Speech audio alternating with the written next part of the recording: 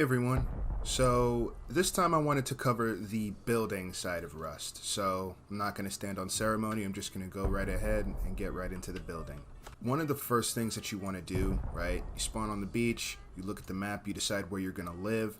While you're running and gathering your wood and your stone, you want to be sure that you are also crafting at the same time. So let's go ahead and simulate that just so you can see, I'm running. And I'm going to craft, let's see, I need 2 doors for the build I plan on, so 2 of these, and then I need 1 extra lock versus how many doors I build. So just like that. Okay, this is important so that way when you get to your build location, you can instantly seal. You don't have to wait for your doors to finish crafting, which should be about 30 seconds per door. That's dangerous to just leave yourself open like that. So let's go ahead and get this started. I'm going to build a basic starter base, and then hopefully I'll show you guys more of the more interesting builds later down the line. So here's another thing I'll show real quick, okay? You can tell which way a door is going to swing because you see how this is kind of like angled like it's ajar, but inwards. That lets you know it's going to swing inwards. Same thing for outwards. You see how you can like see through the door like a little crack, like it's ajar ever so slightly. That lets you know it's going to swing outwards. So I need this to swing outwards. I need this door to swing inwards. Okay. Throw on a roof.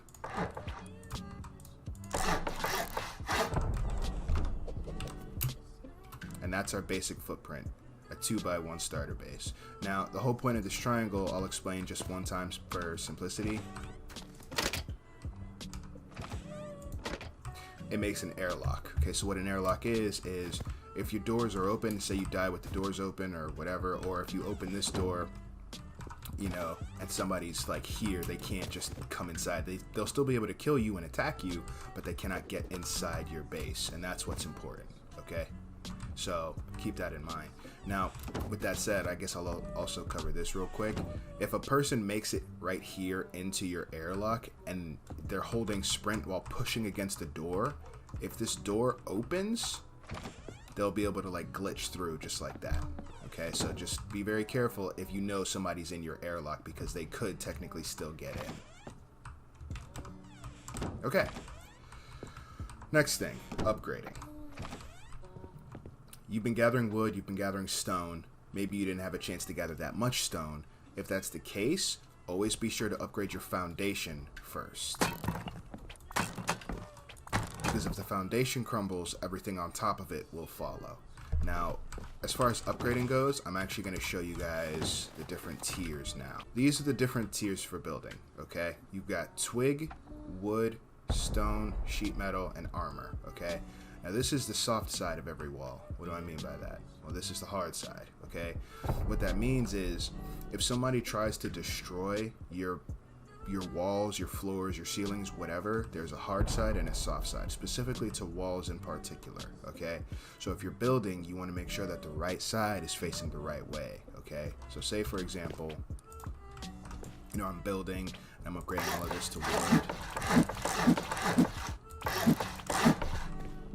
And then you see that lets you know, oh shit, that's facing the wrong way. Or maybe you don't realize right away, and you go to leave, you go on whatever, and then you come back and you notice, wait, why does that look so weird? Oh shit, I've got a wall facing the wrong way. Just make sure that you rotate it and flip it the right way.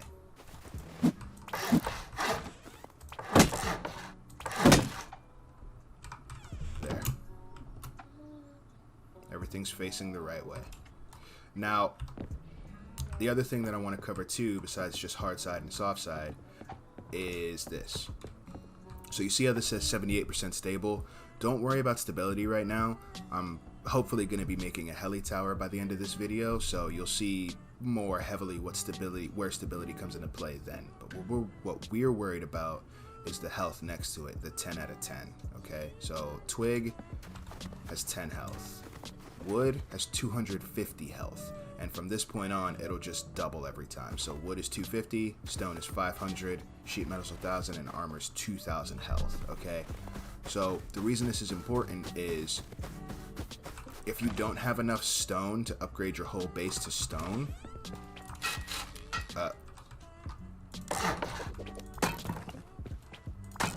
right? So say, you know, you can't quite upgrade everything. You got the floors and you got a couple of walls. Upgrade everything to wood at the very minimum, because twig is insanely easy to break. It wouldn't even take more than one hatchet to break through a twig wall. Now, you see how slow that it's breaking from the hard side? Even twig has a hard and a soft side. From the soft side, it's like that, okay? So you saw how easy that was. It took me less than 30 seconds to break through that twig wall. From the soft side, hard side, it really doesn't matter. Wood is a lot less forgiving.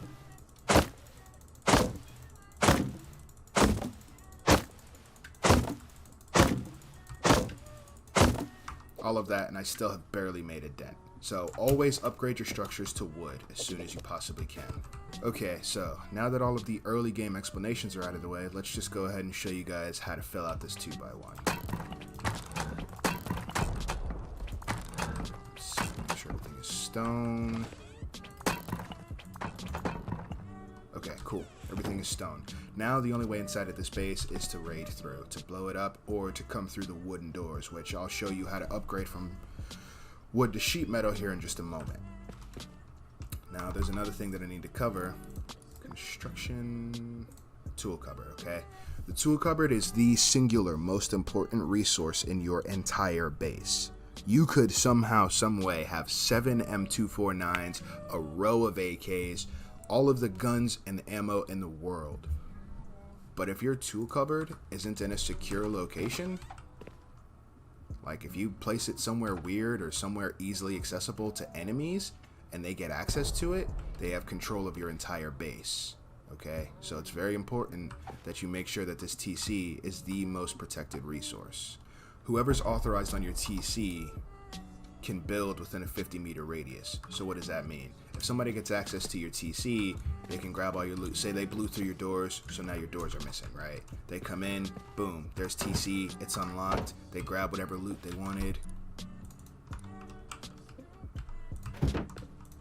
Right? They swipe all your loot, they grab all your resources out of your TC. On their way out, they can do something like this, so that you can no longer get back in your own base. You come home, all of a sudden you see this, you know you've been raided. So it's very important that you protect your TC. Also, you saw how I just demolished that? With a TC, you can actually demolish. If you ever make a mistake when you're building and you notice that you don't have this option, just place a TC and then this option will appear. Okay, so moving on to the fun part, actually filling out your base. So you get home, you have a little bit of wood left over after you've upgraded all of your walls. You have your TC built, you throw all of your resources, which only resources can go into TC. If you try to place anything that's not a resource in there, it won't work. But you can place everything in your boxes. So you want to place at least 2 small boxes, if not more, depending on how much loot you have or your group size. Take whatever cloth you found. And if you haven't found any cloth, that should be priority 1, because you don't want to have to sprint across the entire map to get back to your fucking base again, you know? Place a sleeping bag, boom, just like that. Now you want to go back out, and the first thing that you want to farm is low-grade fuel, okay?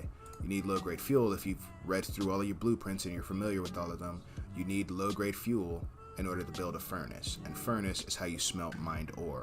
Mined ore, like sulfur and metal ore smelts into metal fragments, which is how you make metal doors. So, once you have at least a furnace, place it right there in the corner, just like that. So, smelting. Now, when you're ready to smelt your metal, you know, you throw in your wood, you throw in your metal, and then you hit turn on, right? If you do it this way, you notice that this is climbing down ever slower, right? That's not what we want. We don't have time for that, okay? So what we want to do is throw in the wood, and then if you hit shift and the middle mouse button, you'll split it into thirds, okay? If you just hit the middle mouse button, you'll split it in half. And then you can just left click, drag. Now it's perfectly 3 perfect stacks, right? Now you turn it on and it's going to smelt a lot faster because it's pulling from all 3 at the same time, okay? So that's another thing that you want to keep in mind. That's how you split up a stack perfectly. Okay, so now we're smelting some metal. We can get rid of these wooden doors. Now our base is utterly secure. Now the only way for a person to get inside, minus following you and killing you and doing a bunch of sneaky shenanigans, is blowing through your walls or your doors with actual explosives, which this early in the wipe, nobody should realistically have access to those, so you should be good. Okay, so now that you've smelted metal, you're also able to build a larger box. So now we're going to go ahead and start with box placement. So you're ready to place your large boxes, so you place one right back here. Okay, so whatever you had in here, say you got, a bunch of stuff. Oh, I need a hammer.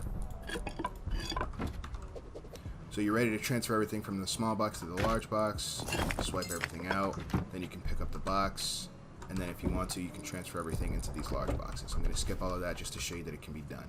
Okay, so you could do this, right? You could just, okay, I need more boxes, so I'm going to put one here like this. I'm going to put another one. Oh, I can't fit one in my sleeve. Oh, I can fit one. Okay, cool. I'm going to put another one here like this. Get them nice and pretty. And then another one like there. Boom. Now you have 4 boxes, but nothing else. Okay, so I'm going to show you a slightly more efficient way to do this. If you place this box here, perfectly perpendicular, if you've done it right, you should be able to fit another large box right here next to the TC. Now, me personally, I don't like doing this, and I'll show you why in just a moment. Okay.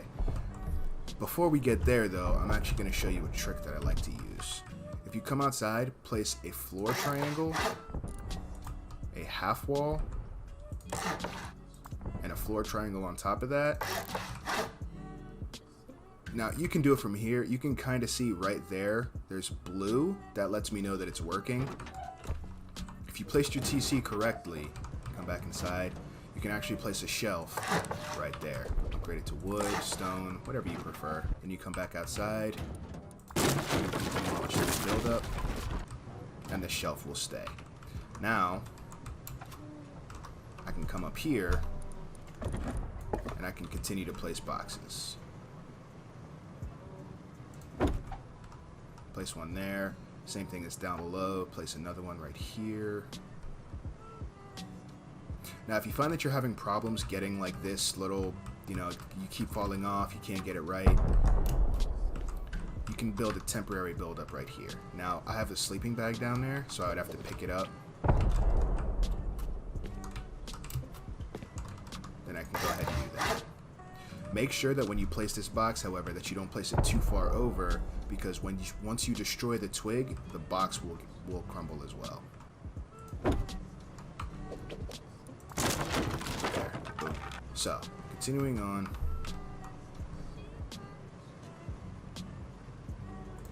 Boom. Second furnace. Now we can smell some sulfur. With the second furnace placed, now we can actually come in this corner and add a level 1 workbench. If you didn't place the furnaces well enough, then you might have to come in and actually move them around a little bit, but you see, this works, it's no problem, no issue, boom, there we go. Now, realistically, you have all this space here that you can do something with. What I would like to do is add a research table so that I can start learning all of the blueprints that I have.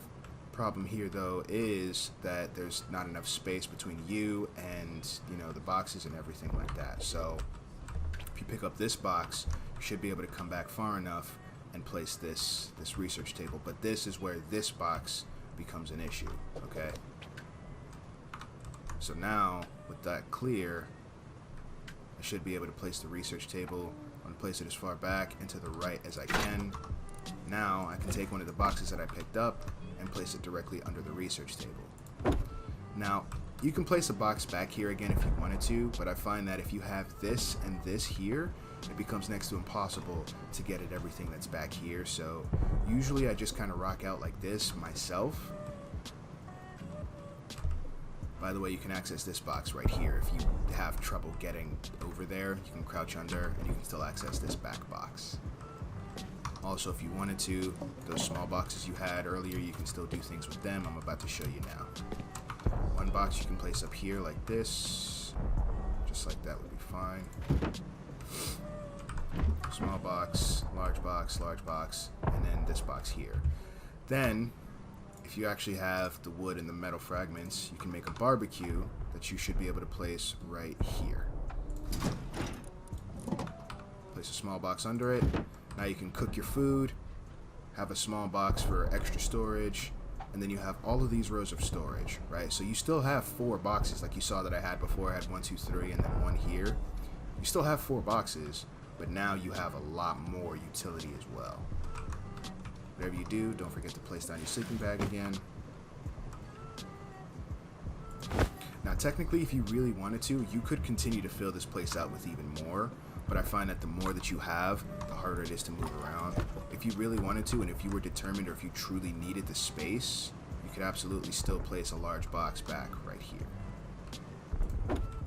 I just find that when I do this, it becomes next to impossible to get at everything I want. I can still access this large box and all of these things, the TC, but I find that accessing this box becomes impossible. I open the small box because of the way that the hitbox is hitting, so I don't like having this box here, so I usually just kind of do this when I need to get to the back box, and this way I can get to everything easily. I personally shouldn't need more storage than this, so, you know, there you go. There's a simple 2x1 and how efficiently you can do it. Now there's a couple of things that I'm going to show while this thing is built. Defense, okay? I'm actually going to upgrade everything right to stone to save time. Okay.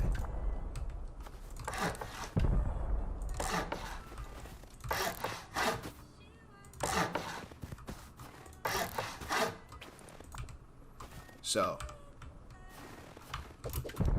defense and upgrading, okay? So, the way that honeycombing works is it blocks off with an extra wall. If I was to remove this wall, I'm inside your base, right? Same thing from the other side or any other side. If I go through one wall, I can see all of your base, right? So a person would destroy this wall, their TC is just exposed, plus whatever boxes are right there, etc., etc. A simple way to defend against that is honeycombing, okay? So I'm gonna leave that like, I'm gonna do this, and I'm gonna leave this, that. Now the other thing that's really great about honeycombing, and this is the footprint, by the way. Kind of looks like Patrick.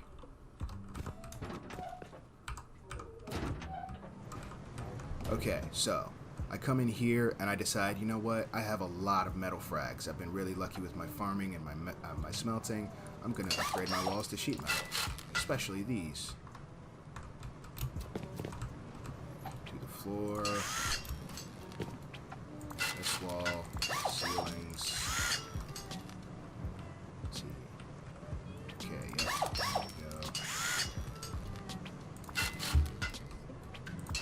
Okay, now your inside is metal.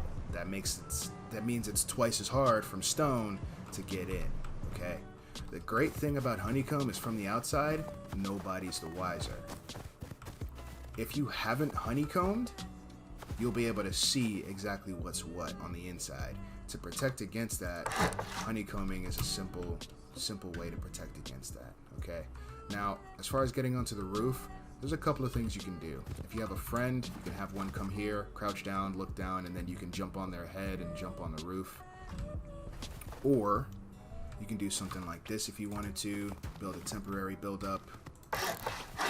Again, triangle, half wall. You should be able to get on the roof, just like that.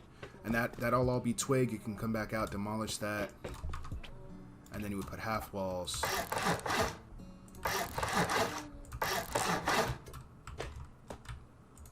Here, here, here, here, here, there, here, there, here, there.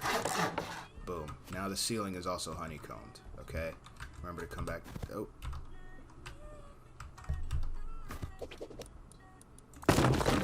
Here.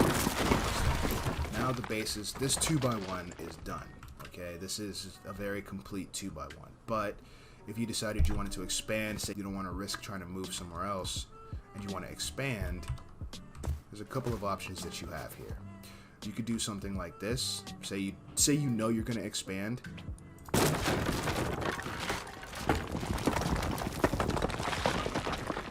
So instead of doing that, you can do something like this. Have a triangle there. Okay, this triangle can stay. I wasn't certain if that triangle could stay or not with this.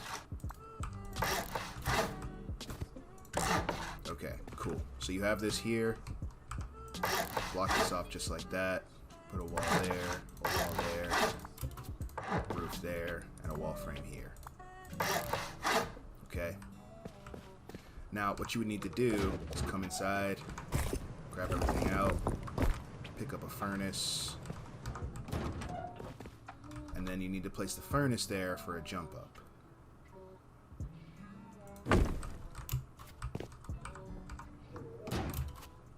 Boom. Add a door here, here, okay. So I can still get in. But the problem here is, well, how the hell am I supposed to get in once I jump down to go roaming, right? Well, your best case scenario is to do wherever you decide, you know, you build this here, right there like that, and then have this be your jump up, okay? Maybe you add a triangle on top to make it easier. And now you can get in. And then if you wanted to, you could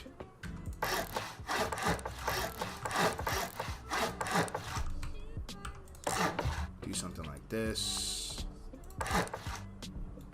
This will be that, this will be that. And then now this is your new second floor. Okay, so now you have the first floor. Wait, actually.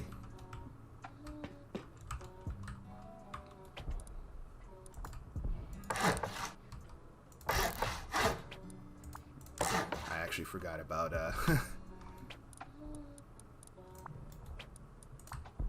about the jump up from before. Construction, make some doors. I'm winging all of this as I go, clearly, but just to show you like some of the idea that goes into being able to expand when you weren't expecting to. So let's go outside. Now this is your front entrance. Remember that earlier 2x1? Now it's starting to look kind of gnarly, right? So you come in here. Here's your door entrance.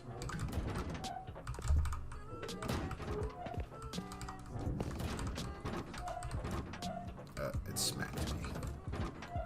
And now you can still get into your base, right? And now if you get a level 2 workbench, you decide you want a repair bench, you decide you want a bunch of other facilities, like say you do want to do the campfire water purifier combo, or whatever have you, whatever it is you decide that you want to do or throw into your base. A mixing table is a really good thing to have, actually. Say you find a chair and you're like, man, I live in the snow, comfort is really important. I found a chair, I'm going to go home, place down a campfire and a chair, or whatever you decide to do. This is just one of the ways that you can do it. And then if you want more roof access, you can actually half wall, triangle, manage that. And down here you can do a couple of things. You could add a dropbox just for quick storage. Say you were out there, you were fighting, boom, boom, boom. You won, but the fight's not over. Your inventory's full. You sprint on home. You jump right up. You just quickly depot everything, and then you come out for more, right? Or, if you found a shotgun trap, this is a perfect place for it. Now you could either put it here, or here. I find that I much prefer it being down here, because this way, if somebody breaks this while they're trying to raid through with rockets or whatever, they won't also get the trap. But either way, now you have a new roof access, so you go ahead and wall it off. Wall frame, another door. Just like that. Now you have another roof access. So if you needed a third floor, you could just continue to go up and up and up and up and do whatever you wanted to with your base. And all of that from a very simple 2x1. Okay, so I actually forgot to cover a couple of things. The two things that I want to cover are both with defense in mind: raiding and door paths. Okay, so I'm going to go ahead and fly on up here. Oh, not that far. Stop flying around Buzz Lightyear. Okay, so the thing about doors in this game is the more that you have, the more secure you'll be, because there's 3 different ways to get into a base. Okay, a top-down raid, a wall raid, and a door raid. So because all 3 are possible, you want to be sure that all 3 are reinforced. You reinforce the walls with honeycomb, and then as you see here, upgrading the inner material to a higher grade of metal. Higher grade. From a top-down raid, the more floors you have, the more they have to go through. It's similar to honeycomb, but from a top-down perspective. And then the same thing again, there's the honeycomb, and then there's the upgraded material. So how do you defend doors? The more doors you have, the harder it is for them to get through. So realistically, there's this door here, there's this door here. Now if you wanted to continue to defend, you could section this off like this, add a wall frame there, a wall frame there, a wall frame there, and then add doors to each one. Now, here's the other thing, okay? So a sheet metal door has 250 health. The other problem with sheet metal doors, say double doors for example, is this right here.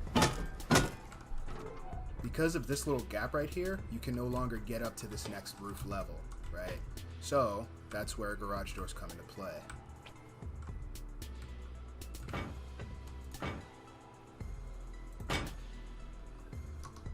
Now, not only are garage doors more space friendly because there's no doors to fight through, but they're also higher health. So you see how this has 600 health as opposed to this 250? A garage door is not only harder to get through, but it's also more space efficient.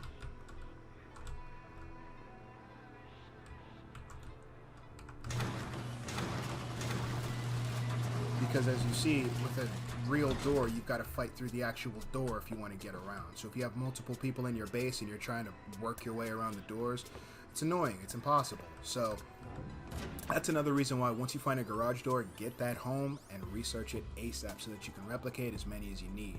The more doors you have, the harder it will be for people to get through.